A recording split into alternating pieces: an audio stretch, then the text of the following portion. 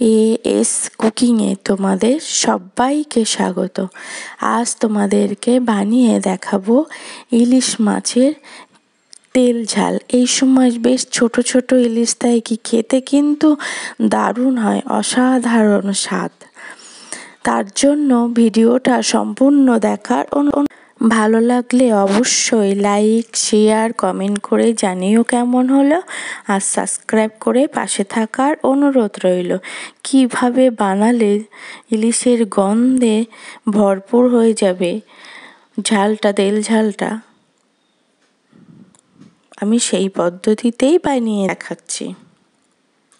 প্রথমে নিয়েছি দুটো ইলিশ মাছ, কেটে ধুয়ে পরিষ্কার করে নিয়েছি। লবণ আর হলুদ মাখিয়ে কিছুক্ষণ রেস্টে রেখে দিয়েছিলাম। এবার কড়াইতে পরিমাণ মতো সর্ষের তেল চাপিয়েছি।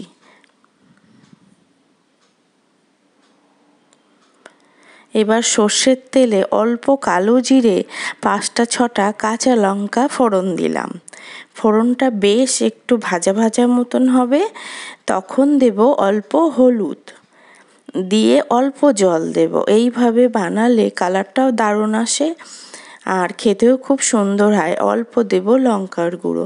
এগুলো মিশিয়ে জলটা যখন একটু ফুটবে, তখন সেই লবণ হলুদ মাখিয়ে রাখা ইলিশটা দিয়ে দেব।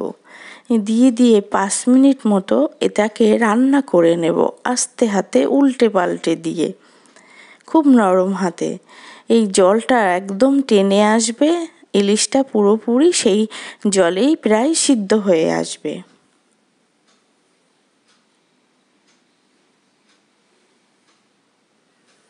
এইভাবে বানালে স্বাদে গন্ধে ভরপুর হয়ে যায় মাছটা খেতে, এবং তেল ঝালটাও দারুণ লাগে। এইদিকে আমি একটা পেস্ট বানিয়ে নিয়েছি, 4 চামচ সাদা সর্ষে, 5-6টা কাঁচা লঙ্কা, লবণ দিয়ে।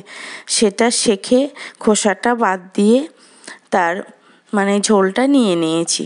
সেই সর্ষে বাটার জলটা দিয়ে দিলাম, দিয়ে কিছুক্ষণ ফুটিয়ে নেব।